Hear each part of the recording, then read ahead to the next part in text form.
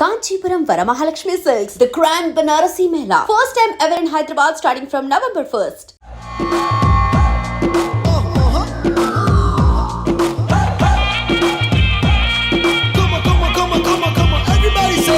నమో వెంకటేశ. ఉదయాన్నే లేచి పేపర్ చూస్తే ఆడపిల్లల మీద యాసిడ్ దాడులు, గవర్నమెంట్ ఉద్యోగుల మీద ఏసీబీ దాడులు, టీవీ ఆన్ చేస్తే అనవసరమైన విషయాల మీద గంటల కొద్దీ చర్చలు. సర్లే మన పని మనం చేసుకుందామని ఆఫీస్కి వెళ్తే అక్కడ ఎవడి పని వాడు చూసుకోకుండా పక్కోడి పని ఎలా చెడగొట్టాలని కుట్రలు కుతంత్రాలు. పూర్వం ఎవరైనా ఇల్లు కట్టుకుంటుంటే నలుగురు 4 రాళ్ళు వేసి సహాయం చేసేవారట. ఇప్పుడు ఎవడైనా ఇల్లు కట్టుకుంటుంటే నలుగురు 4 పిటిషన్లు వేసి ఆపేయడానికి చూస్తున్నారు. ఇలా ఎక్కడ చూసినా నెగిటివిటీ నెగిటివిటీ నెగిటివిటీ. ఒకరోజు నాకు డౌట్ వచ్చింది. ఇలాంటి రోజుల్లో ఎలాంటి కల్మషం లేకుండా ఓల్డ్ మోడల్ బ్రెయిన్ వాడుకుంటూ దేవుణ్ణి నమ్ముకుంటూ ఉండే ఒక స్వచ్ఛమైన మనిషి బ్రతికి బట్ట కట్టగలడా అని. ఆ అనుమానం నుంచి వచ్చిన ఆలోచనే ఈ నమో వెంకటేశ.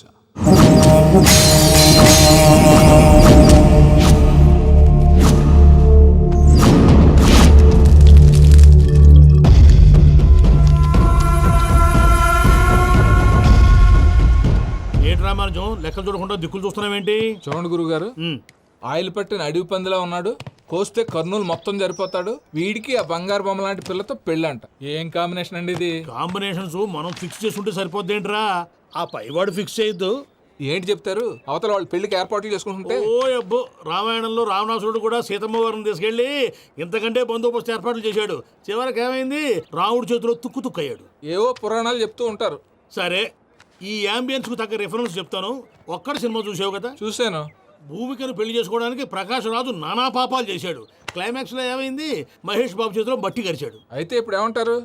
స్త్రీకి ఇష్టం లేకుండా పురుషుడు పెళ్లి చేసుకోవాలనుకుంటే అది జరగదు. అయితే ఇది జరగదా? అయ్యగారు, పూజమ్మ గారు కనబడట్లేదు అయ్యగారు. జరిగిందా? గురుగారు ఎలా చెప్పగలిగారు? ఫార్ములా రామానుజం. ఒక్క నిమిషం గురుగారు. నాకు తెలిస్తే చంపేస్తాడు. వెతకండి, వెళ్ళి వెతకండి. ఆగండి, ముందు నేను చెప్పేది వినండి. మా గురుగారు మామూలుడు కాదు. కళ్ళ ముందు తిరిగే కల్కి భగవాన్, కాలజ్ఞానం తెలిసిన వీరబ్రహ్మం గారు, 6th సెన్స్ ఉన్న సాయిబాబా. ఇలాంటిది ఏదో జరుగుతుందని ఆయన ముందే చెప్పారు. పదండి, ఆయన కాళ్ళకి నమస్కారం చేసుకుందాం. రండి బాబు. ఏం చూస్తారు? ఏంటి గురుగారు ఇలా కొట్టేశాడు? నిజం చేదుగా ఉంటుంది రామానుజం. అందరూ రిసీవ్ చేసుకోలేరు. వీడి చెప్తేనే ఎలా ఉంటే ఈడి బాబు చెప్తే ఇంకెలా ఉంటుందో.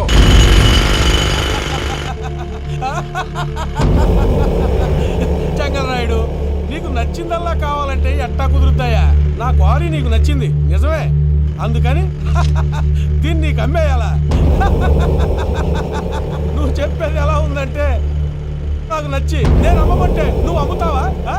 కొన్ని కుదరవు. నీ ధైర్యానికి కారణం గురువారి. వాడు జైల్లో ఉన్నాడు. పులి జైల్లో ఉండొచ్చు, పులి పిల్లలు అంటే ఆయన మనుషులు బయటే ఉన్నావు. హలో సూరి, అమ్మాయి గారు ఇంట్లోంచి పారిపోయారు. అయ్యారు, పూజం గారి ఇంటి పారిపోయారటండి. ఇంట్లో ఆడవాళ్ళనే కంట్రోల్ చేయలేనోడు మనల్ని కంట్రోల్ చేస్తాడంటరా?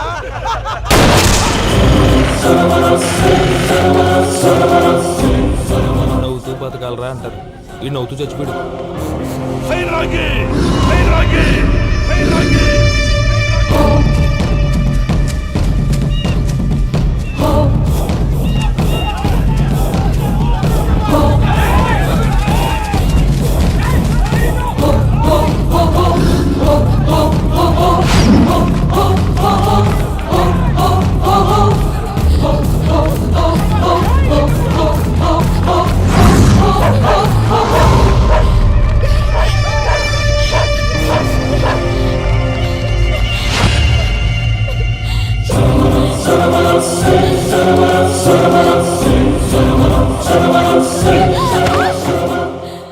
నా గురించి నీకు కొంచెమే తెలుసు.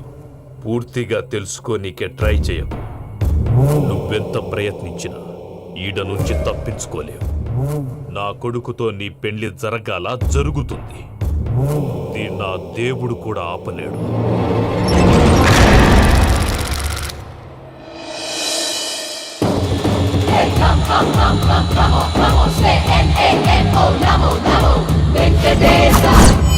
Venkatesa. Hey, come on, say hey, hey, hey, oh, namo, Venkatesa, Venkatesa.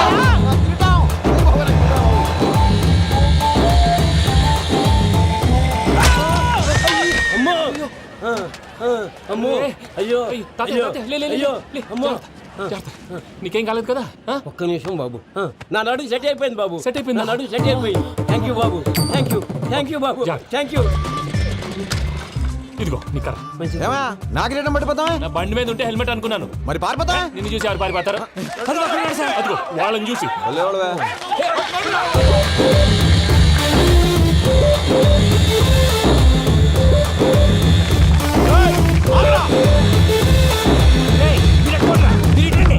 నేను దూకేస్తాను, నేను రాను. నీకు నచ్చిన అబ్బాయి నుంచే పెళ్లి చేస్తాను, కిందికి రారా. ఇప్పుడు ఇలాగంటారు, కిందకు వచ్చాక మాట మారుస్తారు. నేను దూకేస్తాను, వద్దు నాన్న, వద్దు. నేను దూకేస్తాను. బాబు!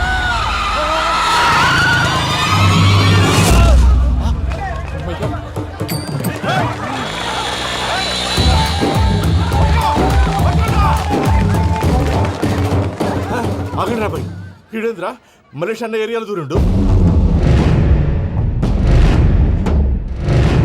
ఏం రస్ చూడా మా ఎంకర్ నెమ్మడి పడుతుంది. వాడేం చేసిండో ఎరకేనా అన్న?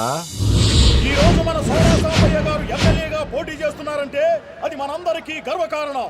సోడా కొట్లో కూర్చున్న ఆయన్ని తీసుకెళ్లి అసెంబ్లీలో కూర్చోబెట్టాల్సిన బాధ్యత మనందరి మీద ఉంది. సార్ ఎక్కడ రావాడు? అదే నేను చూస్తున్నాను సార్. అదిగో వచ్చేసారు సార్. టైం అయిపోయింది. రాబాయ్ బాబు. ఏం భయ ఎంత లేట్ చేసినావు? మోపే ట్రబుల్ ఇచ్చింది, అందుకే లేట్ అయింది. ఇగో చూడు, ఊకి అపోజిషన్ తిట్టుడే కాదు, నన్ను కూడా ఎలివేట్ చేయాలి అంటే పొగడాలి. మా పనే అది. కాకపోతే నాకు రాజకీయాలు తెలియవు. అవును సార్, అందుకే మీరు పాయింట్లన్నీ పేపర్ మీద పెట్టించారనుకో అన్న షూర్ అయిపోతాడు. ఆల్రెడీ మీ అపోజిషన్ లిస్ట్ కూడా మాకు వచ్చింది. అట్టనా? అరే ఇచ్చేయి, మన ఫైల్ కూడా ఇచ్చేయి. చల్ షురూ కర్. మీరు అలా కూర్చోండి. అన్న మూర్తి గారి దగ్గర పోయి నీ యూరో ప్రోగ్రామ్ తో కనుక్కొని వస్తా. ఇది అయిపోగానే డైరెక్ట్ గా మీటింగ్ వచ్చేసాను. లిస్ట్ యదమ్మతి మరిపో నువ్వు వస్తాను. వాడు మన పేరు తిన్నప్పుడల్లా మీరు చప్పట్లు కొట్టాలి. గది చూసి కిందున్న మనోళ్ళు ఫాలో అయిపోతారు. అందరికీ నమస్కారం. ప్రోగ్రామ్ స్టార్ట్ చేసే ముందు ప్రార్థన చేయటం నా అలవాటు. ఎందుకంటే సడన్ గా వర్షం రాకూడదు, కరెంటు పోకూడదు, కరెంటు వైర్ల మీద పడి ఎవరు రాలిపోకూడదు. రెడీగా ఉండండి రా. నమో వెంకటేశ. వెంకటేశ్వర స్వామిని తెలుసుకున్నానని మిగతా దేవుళ్ళు తక్కువ చేయడం నా ఉద్దేశం కాదు. ఎవరు గొప్పతనం వాళ్ళది. ఉదాహరణకి రెడీగా ఉండండి రా. వినాయకుడు, ఆయన ఏం తక్కువ తిన్నాడా? ఆ దేవుళ్ళ మీటింగ్ గురించి ఆపేసి మా మీటింగ్ సంగతి చూడు. సమయాభావం వల్ల అందరి దేవుళ్ళు కవర్ చేయలేకపోతున్నాను. ఇప్పుడు మీ అందరికి ఒక ముఖ్యమైన వ్యక్తిని పరిచయం చేయబోతున్నాను. రెడీగా ఉండండి రా. చిట్టి బాబు.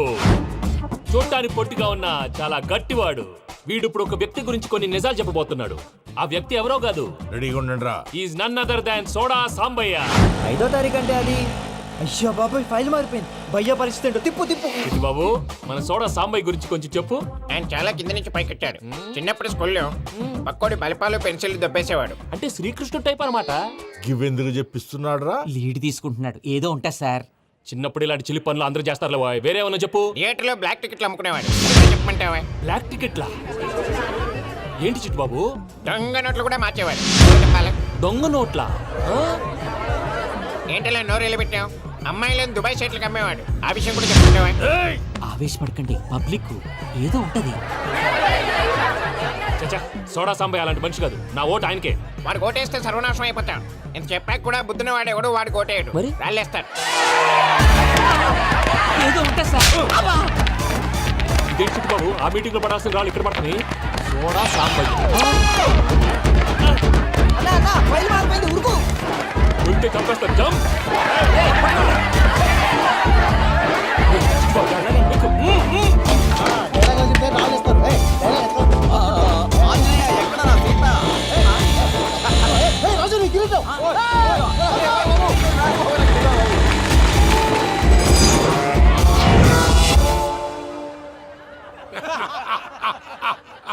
టోటల్ గా సోడా గ్యాస్ తీసేసిండు అన్నమాట. అరే ఇజ్జత్ పోయి మేము ఏడుస్తా ఉంటే గట్లా నవ్వుతారేమనా?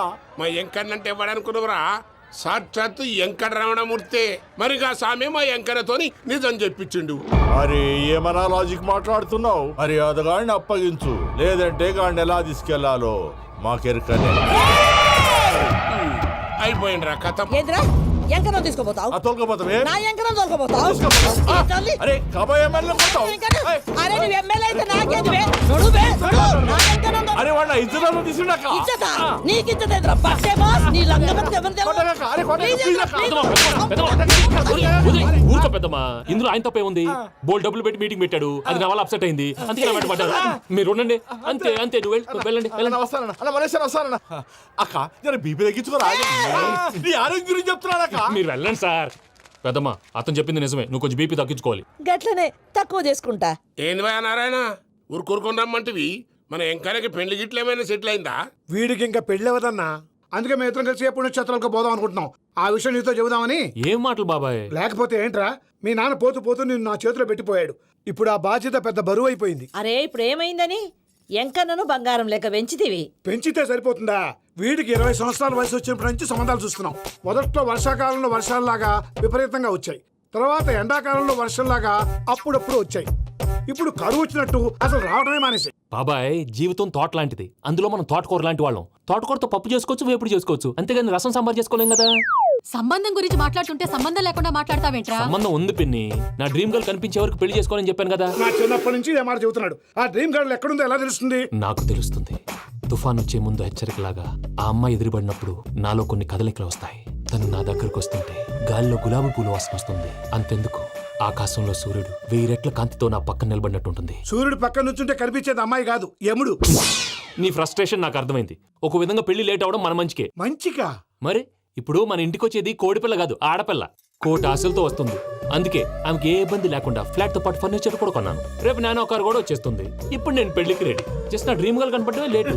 చూసావా అన్న, ఎక్కడికి వెళ్ళా మళ్ళీ ఆ డ్రీమ్ గర్ల్ దగ్గరికే వస్తాడు. వీడికి జన్మలో పెళ్ళేయట్లేదు. ఇక మన పోదాం పదవే. నేను పరిశ్రమ కుక మన ఎంకన్న జాతకంలో దోషం గిట్లుందేమో జర చూపిద్దాం.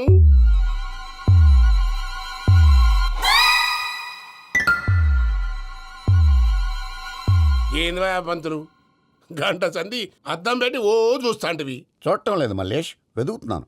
బాబు చెప్పిన డేట్ ఆఫ్ బర్త్కి జాతకానికి ఎక్కడ మ్యాచ్ కావట్లేదు. అర్థమైంది. డేట్ ఆఫ్ బర్త్ ఏం చెప్పావురా? December 13th. ఏ సంవత్సరం? ప్రతి సంవత్సరం. ఏదో తెలివితేటలు చూపించకండి. ఎందుకండి తక్రారు? 1985 అని ఇక్కడ మెన్షన్ చేశాడు. బాబు ఏంటి అలా కొట్టుకుంటున్నాడు? అబద్ధం చెప్పినప్పుడల్లా అలా కొట్టుకుంటాడండి. నిజం చెప్తే నేను ఎవరైనా కొడతారా? Why are you wasting my time? అసలు విషయం నేను చెప్తాను పంతులు గారు. మీరు ఆగండి, నేను చెప్తాను. ఏంటి అప్పుడు పుట్టావా? అప్పుడు పుట్టకూడదండి. ఎప్పుడైనా పుట్టొచ్చు. ఈ డేట్ అయినా కరెక్టేనా? నేను అబద్ధం ఎప్పుడు ఒకసారి చెప్తాను. ఓహో, అదొకటి ఉందన్నమాట. ఎప్పుడు సెట్ అయింది? అయితే నా డ్రీమ్ గర్ల్ తో మ్యాచ్ సెట్ అయిపోద్దా? గ్రహాలన్నీ ధర్నా చేసినట్టు ఒకే రూమ్ లో ఉండిపోయినాయి. క్లమ్జీగా ఉంది. పోనీ డేట్ ఇంకోసారి చెప్పంటారా? నో నీడ్ మా. అయితే పెళ్ళప్పుడు చెప్పండి. పోలవరం ప్రాజెక్ట్ లాగే నీ జాతకంలో కూడా క్లారిటీ లేదు రాజా. పలాసా గారు, మీకు చూడటం రాదని చెప్పండి, అంతేగాని మిడిమిడి జ్ఞానంతో జాతకం చెప్పి ఓ పసివాడి జీవితంతో ఆడుకోవద్దు. బాబుకి ఆవేశం ఎక్కువ. పసివాడు అని పెద్ద పెద్ద పదాలు వాడుతున్నాడు. నన్నే శంకిస్తున్నాడు మల్లేష్. ఏలే, జర పరిశ్రమలో ఉండి అట్లా మాట్లాడతాండు. నువ్వే మంచి మనసు చేసుకుని ఇష్టం ఎందుకు చెప్పరాదు? దాన్నే ఉందిలేరా మళ్ళీ. బాబుకు త్వరలో విదేశీయానం ఉంది. ఇది కరెక్ట్ గా చెప్పారు. నీకు దైవభక్తి కూడా ఎక్కువ. ఇది కరెక్టే. ఇవన్నీ ఎంత కరెక్టో నీ పెళ్లిలో ఉన్న సస్పెన్స్ కూడా అంతే కరెక్ట్. మరి సస్పెన్స్ క్లియర్ అవడానికి ఏం చేయాలి? ఈ టైప్ సిచ్యువేషన్స్ లోనే నేను గవ్వలు నమ్ముకున్నాను. నేను మిమ్మల్ని నమ్ముకున్నాను. ఈ గవ్వలు నేను బాగా కలిపి వేస్తాను. అన్నీ బోర్లా పడితే నీ పెళ్లి అవుతుంది, తిరగబడితే నీ పెళ్లి అవదు. సగం అటు సగం ఇటు పడితే ఎటు కాకుండా పోతాం. ఏంట్రా మళ్ళీ ఇది? దేనికైనా లిమిట్ ఉంటుంది కదా. నోటుకొచ్చి వేస్తానమ్మా.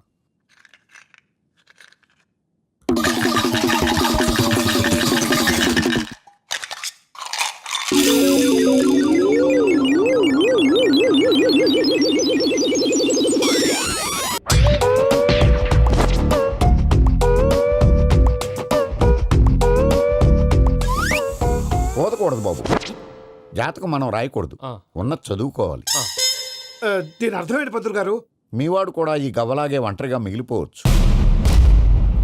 అలాంటి మాటలు అనొద్దు పంతులు గారు, ఇంకోసారి ట్రై చేయండి. తప్పు బాబు, సృష్టికి విరుద్ధంగా ఏ పని చేయకూడదు. అది కాదు, ఇంతకు మీరు సరిగా కలపలేదు. ఏం పెద్దమ్మా? పిల్లగాడు చెప్తున్నాడు కదా, ఇంకో పాలంటే ఏ రాదయ్యా. ఆవేశపడకండమ్మా, అలాగే వేద్దాం. ఏముంది ఇందులో? ఒకసారి కాపాడుతు లేస్తున్నాడు.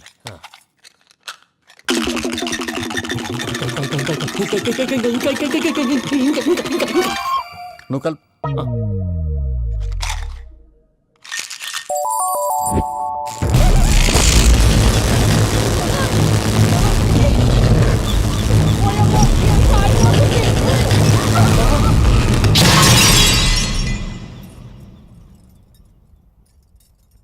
చూసావా ప్రకృతి విరుద్ధమైన పనులు చేస్తే ఎలాంటి ఫలితాలు వస్తాయో. దానికి దీనికి సంబంధం ఏంటండి? నిజానికి జాతకం వల్ల లైట్లు పేలకూడదు. ఇల్లు పేలిపోవాలా? పంతులు గారు ఇప్పుడు ఏం చేద్దాం? ఒక్క ఫోటో తీసుకుందాం. నువ్వు కూర్చోమ్మా, గవ్వ కాంబినేషన్ కావాలి. ఎందుకండి? గవ్వ నిలబడడం ఎవరైనా చూసావా? పాలపంత వచ్చినప్పుడు వింత అనుకున్నాం, ఇది అంతకంటే పెద్ద వింత. ఫోటో జెంట్ ఫేసే.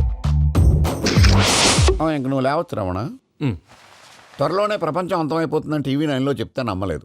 ఈ పరిణామాలన్నీ చూస్తుంటే నమ్మాల్సి వస్తుంది వెంకటరమణ. ఈ జాతకుడికి పెళ్ళంటూ జరిగితే ఒక నెలలో జరిగిపోవాలి, లేకపోతే జీవితంలో పెళ్లి యోగం లేదు. ఇంకోటి ఉందమ్మా, త్వరలో నీకు రాహుగ్రహ ప్రభావితుడైన ఒక కేతువుగాడు పరిచయం అవుతాడు. దాంతో నీ జీవితంలో పెనుమార్పు సంభవిస్తుంది.